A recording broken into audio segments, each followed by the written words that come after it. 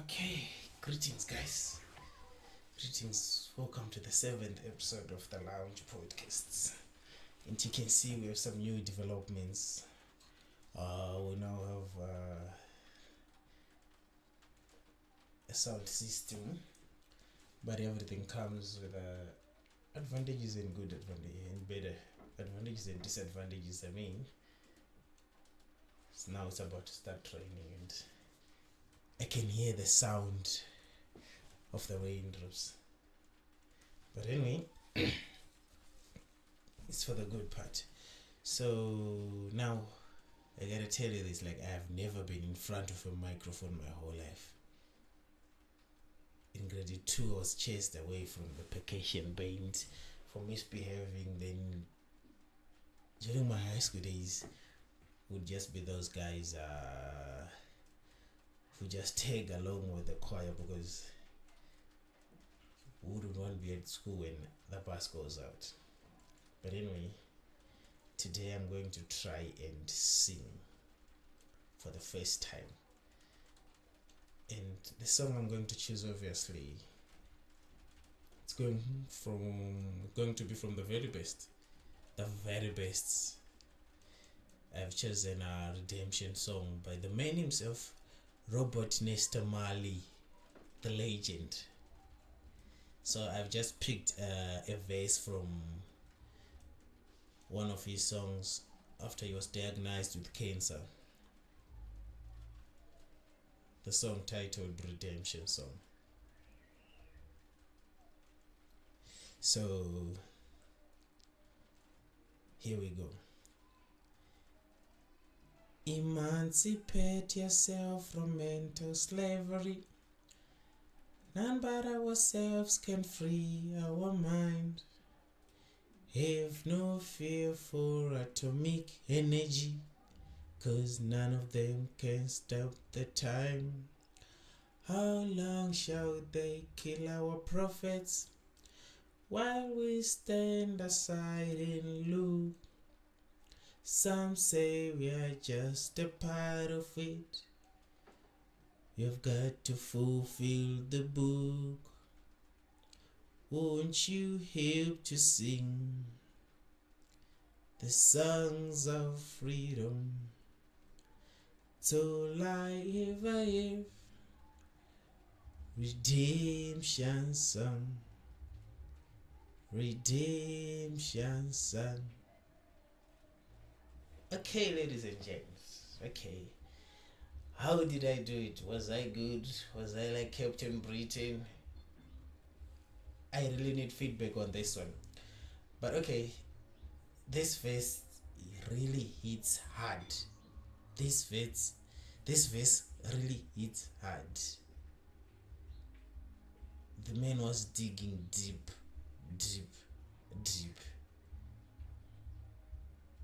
And anyway, through these songs, he had become the symbol of hope through the liberation struggles. This is the time around the 1960s, 1980s. A whole lot of fighting for liberation was taking place across the African continent, the Middle East, etc. And Robert Nesta Marley was now the symbol of hope. And if you take the caliber of musician, the caliber of an artist, he was one of the very best, because only a handful of artists fall into his league. Very few. As for me, I can try and name Lucky Dube falls into that, Buju Banton falls into that, Cartel falls into that, and obviously our very own Winky D falls into that bracket again. So from these guys like Robert Nesta Marley, that's where you learn that the influence of musicians, the influence of soccer stars, to some extent now, they go way deep. Their roots go way deep. Those guys are really great. Can you imagine someone like him giving hope to the whole of humanity?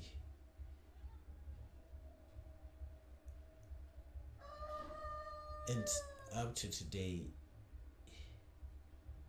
his song still echo in the minds of a lot of people. If you take a look at Etherton Beanie, Merciless, it's very rare for them to perform and they don't play a song. And for Etherton Beanie and the Judgment Yard, obvious, you know the song they would just use to start their sessions.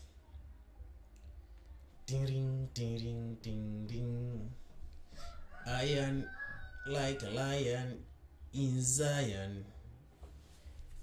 That's how big the guy was. He was. So, the system had to take him out. Why?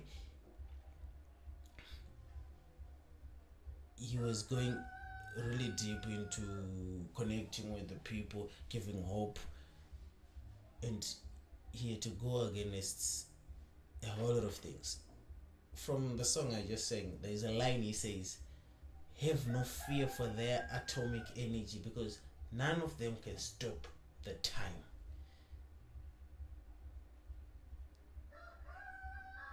This line is only for the philosophers, the deepest thinkers. They're the only ones who can decipher it. So someone with such a mental capacity, someone who was asked once, "What's your greatest asset in life?"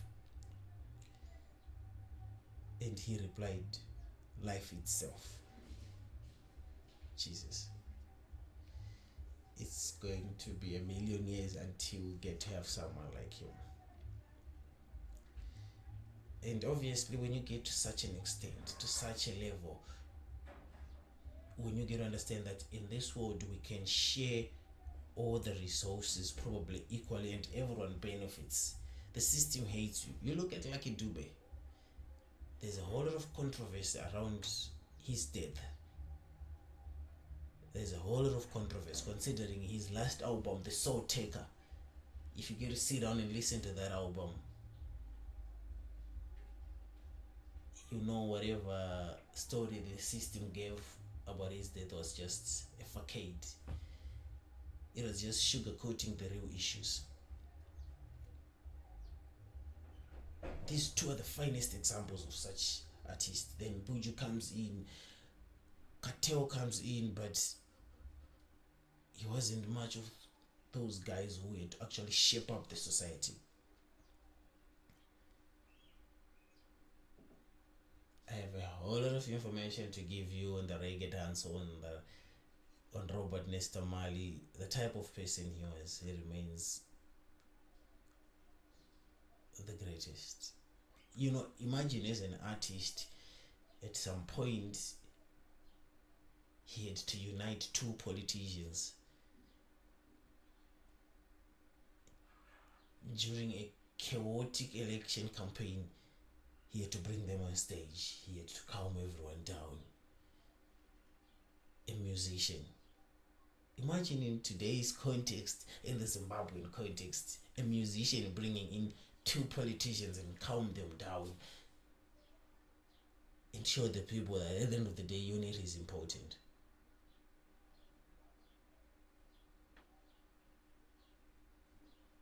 He was the best for me. Okay, gents and ladies, we're going down to what was trending this week. Oh, probably this week, this month, it's something else, because we had this ZCC girl, we had these nudes this past week, we had just issues, I don't know how do I call it, a rumor king coming, other news ish, and the comment section would just love this. The numbers, the comments,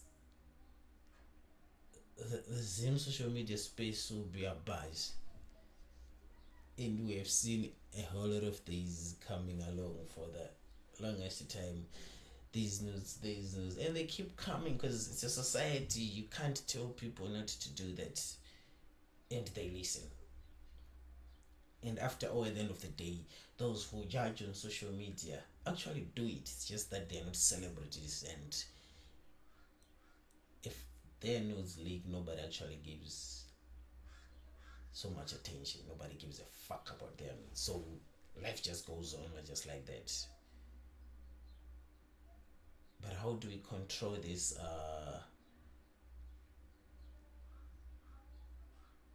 issue of nodes looking? Okay, can you at least, probably at least remove, don't share your picture, maybe. Don't share your face, I mean, at least don't share your face. Because it's embarrassing. At the end of the day, you belong to your society, you have your kids. I just can't imagine looking at the nodes of someone I know personally.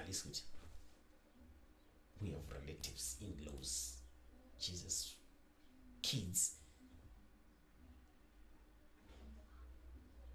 No, it's not good. It's not good. It's not good. At a personal level, one just needs to control themselves. Yes, we're human and we do make mistakes. That's for sure. But if there's anything we can do about it, it's just probably limit ourselves, control ourselves. Because the moment you just take a picture of yourself naked, you've just increased the chances of the whole world seeing it. Something else. And we share. And okay, here's the other thing. Male or female, we have seen that most nudes belong to women. Most nudes belong to women. I don't know, probably they'll be using their bodies to leverage in life. But it's 1 in 50 or 1 in 100 where we get to hear the nudes of a guy licking. There's nothing we can do about these things. There's nothing we can do. But anyway, obvious, everyone will be over and to watch and just continue their lives. It's no longer going to be the last. It's actually not the first after all.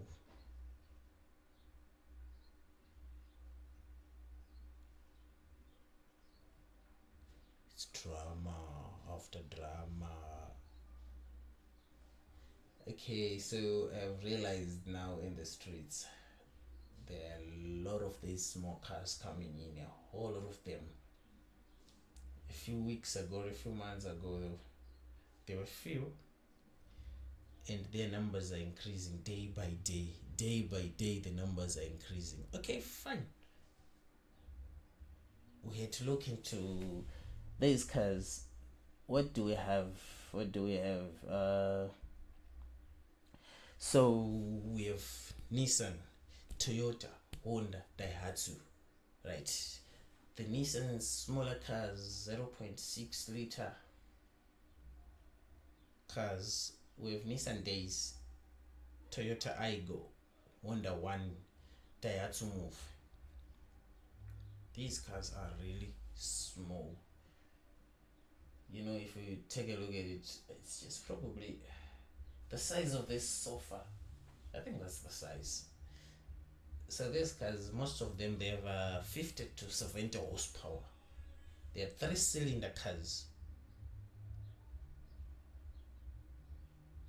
And they are very, very, very economic. I think that's the last of the economic cars we're going to see. And for Zimbabwe, we all know the country is obsessed with fuel savers. That's why you see today, if you go on the market, that first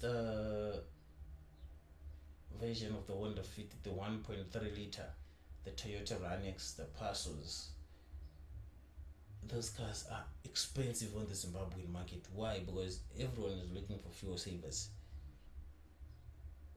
They tend not to depreciate. So now we have something extra coming in 0.6 liter. Guys, with the amount of potholes in this country, trust me, if someone goes into a deep pothole with one of those cars, they might not come out. That car does not have enough horsepower to pull out of potholes. The size of potholes in Zimbabwe. Some of those instruments are yesh. But anyway, more of those cars are coming in, and they're so small. I don't think it's a good idea for someone to travel from Harare to Chegu to in a Nissan days. You'll be straining it because it's probably meant for 10 kilometers or 20 kilometers to town. You park it the whole day and you come back home, right? Or in drive in the CBD. Yeah, that part, the car can actually sustain you for a very long period. But yes, I don't know, will it make it to the Mshika Shika? But it's just too small now to carry quite a number of people. So probably the Mshika Shika guys won't like it. And you can travel with that car at a speed of maximum speed of 140 to 180. Now that's suicidal. Because if you have a tire burst, that car might fly. So I don't know. People do risk a lot, but you just can't go at such speed. The diameter of the tire. Oh my goodness. But it's Zimbabwe, trust me. Someone is going to be doing Harare in those small cars. 1 foot, 180 kilometers per hour in a Nissan days. Daihatsu move. That's suicidal behavior. Very, very unacceptable. But it's economic. Can you imagine you'll be going for 1 liter, you'll be averaging between 17 to 20 kilometers. So you can go to town and back to Biliriro with very little fuel. The Aqua and the Honda Fit hybrid are facing serious competition. But now here is the case. Most of the people, the low income earners, actually are saying, yes, I don't have money, but this one I won't buy. But to be honest, that will be the actual car for someone with your economic capacity. That will be the actual car. But feelings now. Feelings are taking over. Feelings are taking control. The social status always comes in when making such decisions.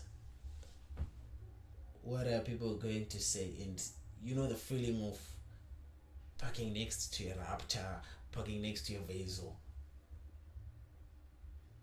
You might overcome it, but it's there. Jeez, this thing is small. This thing is. But now it's economics over power.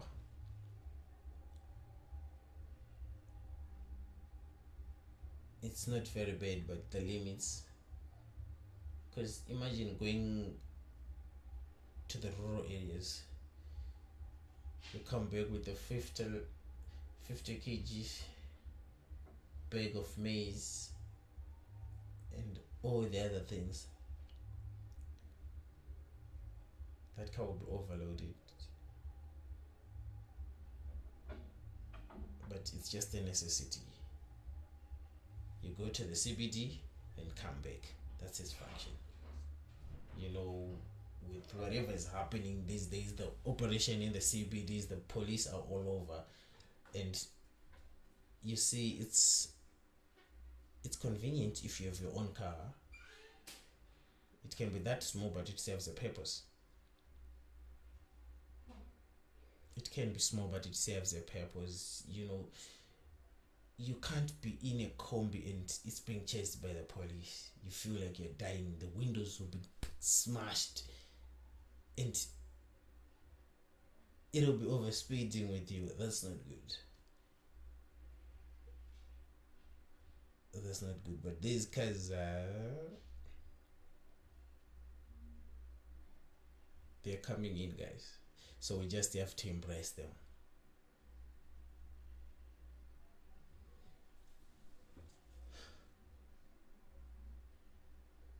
It has been a very sad week. It's been a very sad week. 14 school children passed away in an accident in South Africa. May their souls rest in peace. That was a tragedy. The driver was a 22-year-old and he survived. People have been saying a whole lot of things. The comments.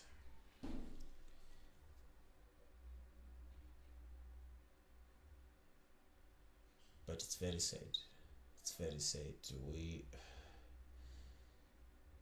We don't plan these things. They just happen. He was sentenced a few days ago. He was given life imprisonment.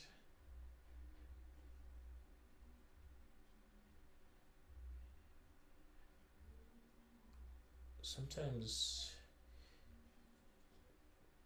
all the time, we have to be responsible, extra careful, especially the guys who drive kids. When the system was still functioning, only those guys over 40, over 50 were allowed to drive school kids, because at those ages they'll be calm. They know speed thrills, but it kills. So the idea will be to get there not as fast as much.